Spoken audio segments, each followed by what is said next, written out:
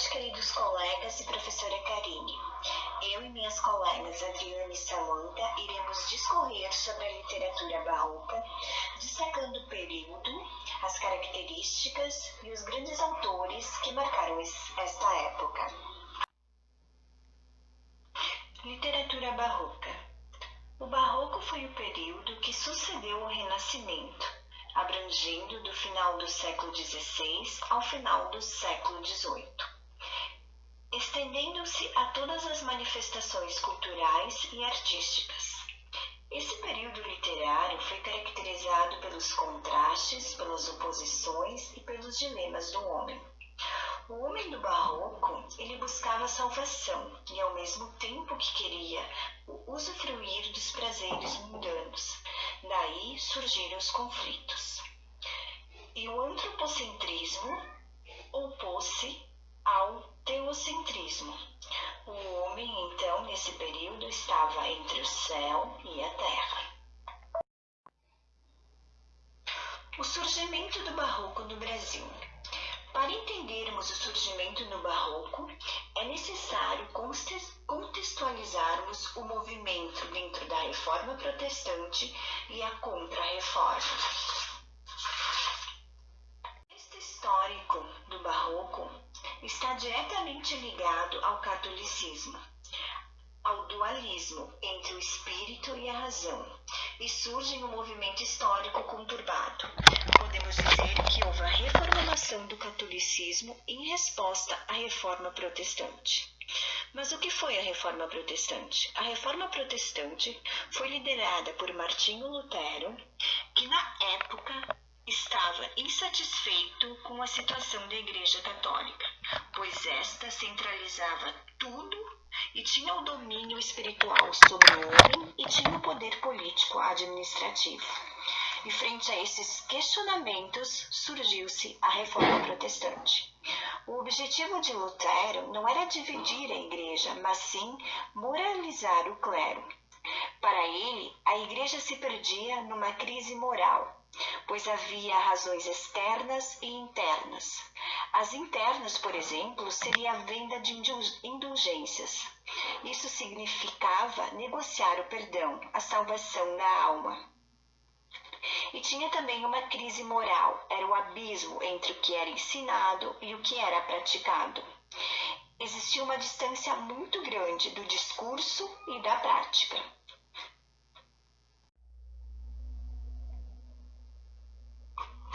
A Contra-Reforma foi a reação da Igreja Católica contra o avanço do protestantismo. Neste momento, a Igreja Católica, vendo que o protestantismo estava avançando cada vez mais e o cenário estava complicado, ela resolveu criar a Companhia de Jesus para defender e expandir o catolicismo. Então, neste contexto, nasceu o Barroco. Características da linguagem barroca. A linguagem barroca é provocadora e rebelde. Retrata a inquietação, a inconformidade do homem e o seu conflito do corpo e da alma, da razão e da fé. É o dualismo e a contradição. Isto tudo em virtude do contexto histórico em que se insere, especialmente ao Renascimento e à Contra-Reforma. As características principais da linguagem é o racionalismo, o exagero e rebruscamento. Havia muitas cores, temas religiosos, mitologia. Usava muito o uso de figuras de linguagem. Destacamos a antítese, que era a contradição do homem barroco, como, por exemplo, o claro e o escuro, a vida e a morte, a tristeza e a alegria, o paradoxo, que remetia à união de duas dualidades, como a união da religiosidade e do profano, em que ele fazia poemas religiosos e líricos com a mesma facilidade que fazia poemas pornográficos e eróticos. Havia esse conflito em todas as poesias deles, em todas as criações, tanto literárias quanto artísticas.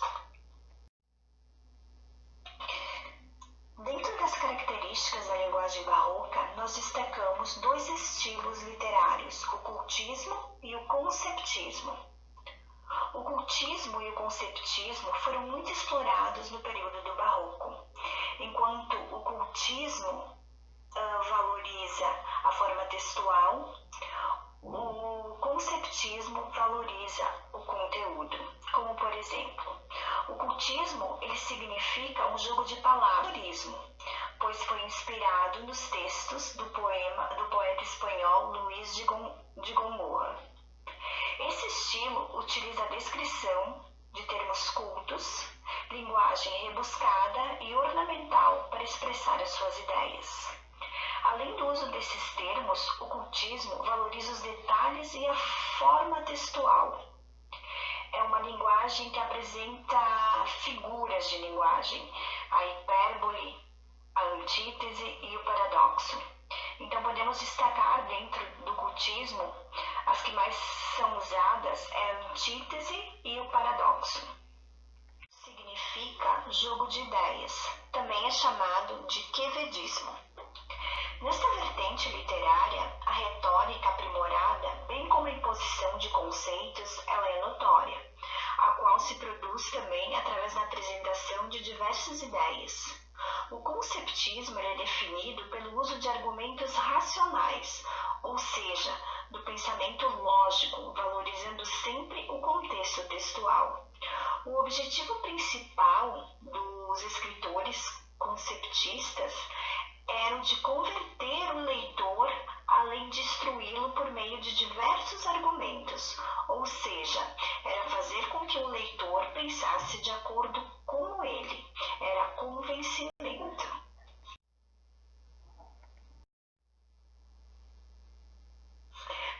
Para compreender melhor essa tendência literária do cultismo, trago para vocês um soneto do escritor barroco Gregório de Matos. Nasce o sol e não dura mais que um dia. Depois da luz se segue a noite escura. Em tristes sombras morre a formosura. Em contínuas tristezas a alegria.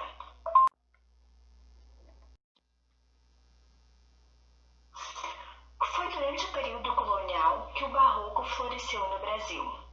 Foi por volta do final do século XVII, onde havia uma tendência artística com destaque na arquitetura, escultura e pintura. O marco inicial do barroco deu-se com a publicação da obra Prosopopeia de Bento Teixeira. A obra Prosopopeia é um poema épico, escrito então por Bento Teixeira, publicado em 1601, que narra a aventura da família Albuquerque e é dedicado a Jorge de Albuquerque Coelho, então governador da capitania de Pernambuco. Esta obra pode ter sido considerada o marco inicial do barroco na literatura brasileira, mas seu valor artístico tem sido muito questionado por vários críticos modernos. No entanto, a Academia decidiu elegê-lo como sendo um marco. Assim começou o barroco no Brasil. Agora passo a palavra à minha outra colega. Eu vou falar um pouquinho agora sobre o Padre Antônio Vieira. Ele nasceu em 1608, em Lisboa, e morreu em 1697, na Bahia. Ele foi orador, filósofo, escritor e foi um dos missionários enviados para o Brasil para catequizar os índios. Ele estudou línguas, filosofia, teologia, retórica, que é conhecida como a arte da palavra, a arte da argumentação, e também estudou dialética. O contexto histórico das obras dele é a Reforma Protestante, que foi um movimento reformista cristão, que foi liderado por Martinho Lutero, a Contra-Reforma, que foi um movimento criado em resposta à Reforma Protestante, o Renascimento, também na Europa, que atingiu o ápice dele nesse século XVI, e as disputas entre os holandeses e os portugueses pelas terras brasileiras. Os sermões do Padre Antônio Vieira apresentam características como o culto ao contraste, que são as oposições de ideias, o rebuscamento da linguagem. Ele usava também figuras de linguagem como antítese e paradoxo. Antítese, só para relembrar, é a figura de linguagem onde aparece numa mesma frase duas palavras que se opõem, que têm sentidos contrários. E além dessas características, também existia muito pessimismo, muito jogo de palavra, e ele usava muito a razão para servir a fé. Agora eu vou falar um pouquinho sobre a história de vida dele. Ele chegou na Bahia com apenas 6 anos. O pai dele tinha vindo antes para trabalhar no Tribunal de Relações da Bahia. Ele começou na Companhia de Jesus em 1623 e daí no ano seguinte ele já fez votos de obediência e de castidade.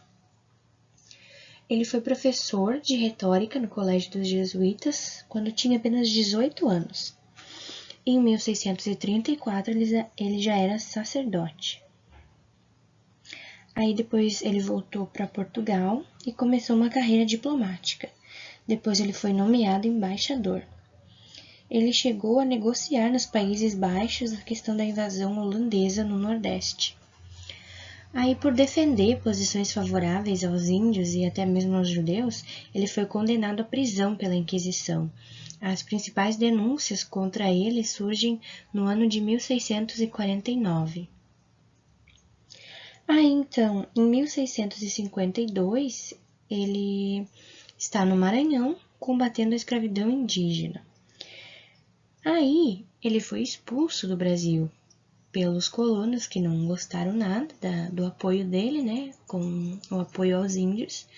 Aí, em 1662, ele foi expulso do Brasil. Depois de alguns interrogatórios e até mesmo prisões, em 1669, ele conseguiu, então, fugir para Roma. Em 1672, ele já estava pregando sermões em italiano, e depois disso ele se tornou o pregador do Papa, que depois de tudo isso, então, absolveu ele de todas as suas penas. Aí, em 1681, quando ele já tinha 73 anos, ele voltou ao Brasil pela última vez. Com mais de 80 anos, ele estava ocupando o cargo importante de visitador e criou um parecer pregando a destruição do Quilombo dos Palmares. Então, ele é conhecido também por ter lutado contra a escravidão indígena, mas ele não era contra a escravidão dos negros.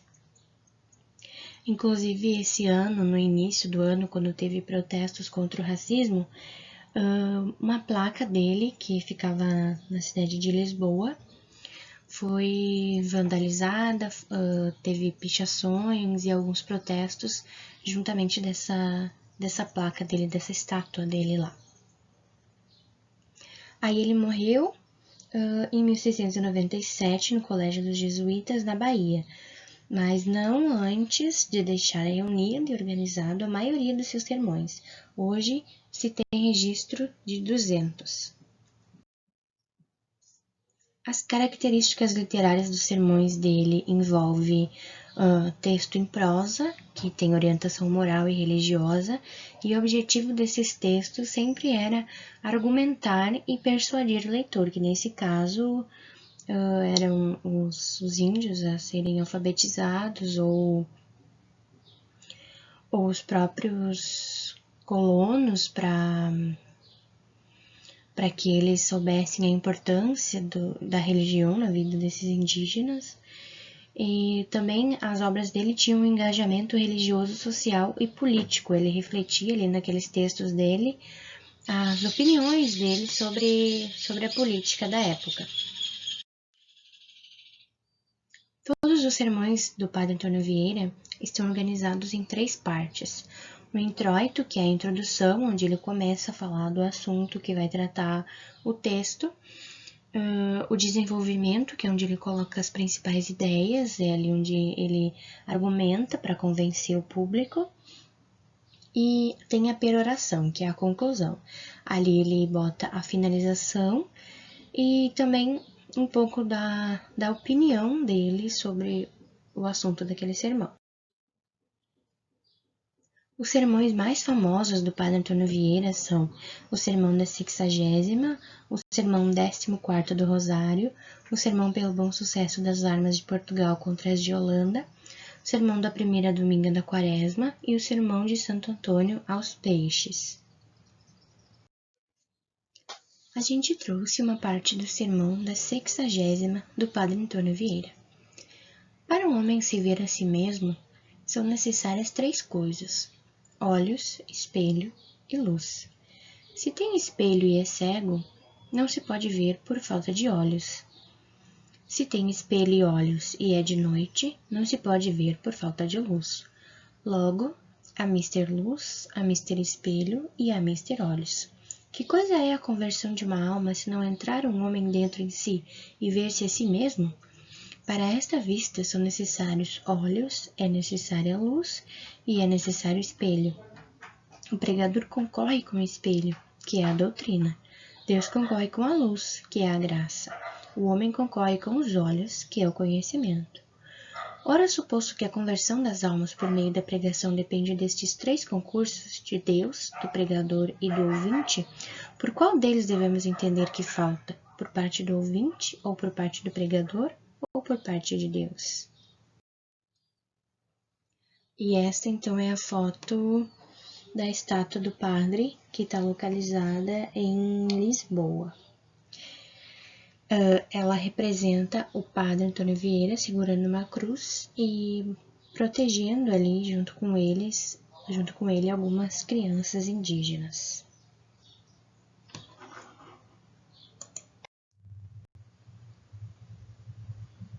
Agora eu vou falar sobre o Gregório de Matos Guerra, também conhecido como Boca do Inferno ou Boca de Brasa, por causa dos seus sonetos críticos sobre a sociedade, governo e Igreja Católica.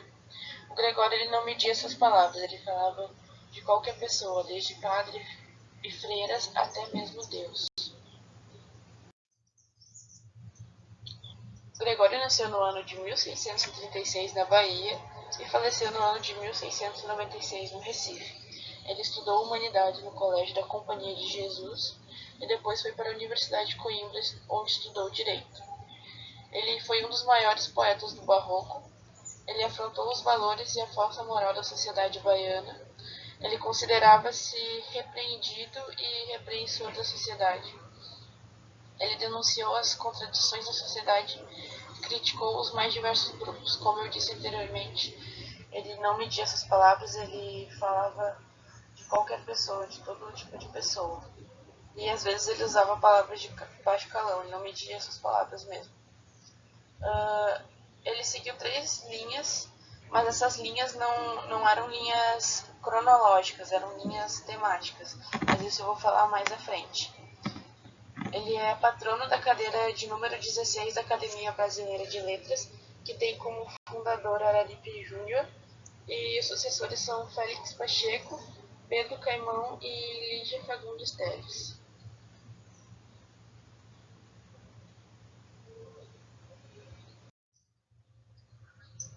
O contexto histórico em que o Gregório e suas obras estavam se fizeram: o Brasil colônia, a monocultura, as disputas de território e a perseguição aos indígenas.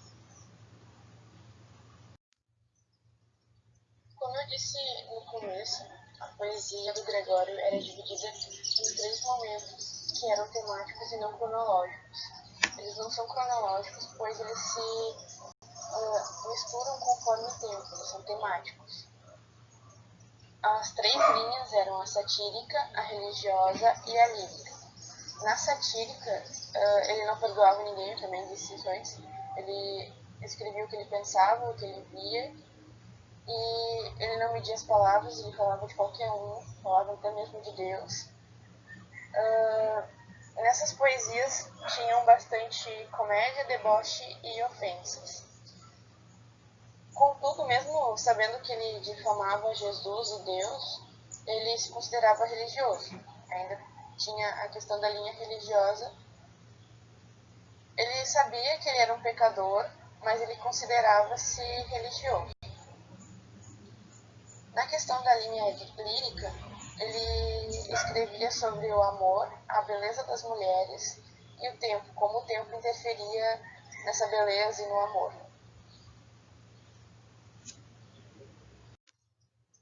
Aqui eu vou ler uma poesia que tem relação à linha satírica. Há uma que ele chamou Pica-Flor. Pica-Flor é um beija-flor. Essa poesia está no contexto de que uma freira caçoou da aparência do Gregório, que no caso ele era muito magro e tinha um nariz comprido, então ela assemelhou ele a um pica-flor. Então, se pica-flor me chamais, pica-flor aceito ser, mas resta agora saber, se no nome que me dais, metei a flor que guardais, no passarinho melhor. Se me dais este favor, sendo só de mim pica, e o mais o vosso, claro fica, que fica então, pica-flor.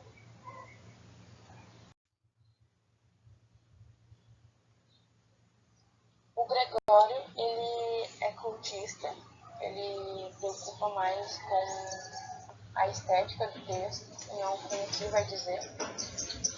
Não importa o que tu vai dizer, mas que esteja bonito. Como eu disse, a poesia é dividida em 3 momentos, mas todos eles seguem uma linha estrutural. Ele publicou muitos sonetos. Para quem não sabe, os sonetos eles são 4 estrofes e as 2 primeiras têm 4 versos e as 2 últimas têm 2 versos. Nesses sonetos havia bastante antítese e hipérbole. Quando ele elogiava muito, e quando ele falava mal, ele falava muito mal.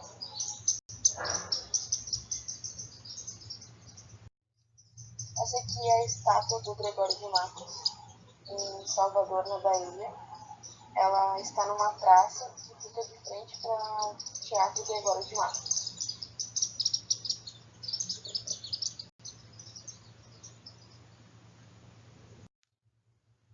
Agora eu vou ler uma poesia do Gregório de Matos que tem relação à temática lírica, que é o espírito e a carne.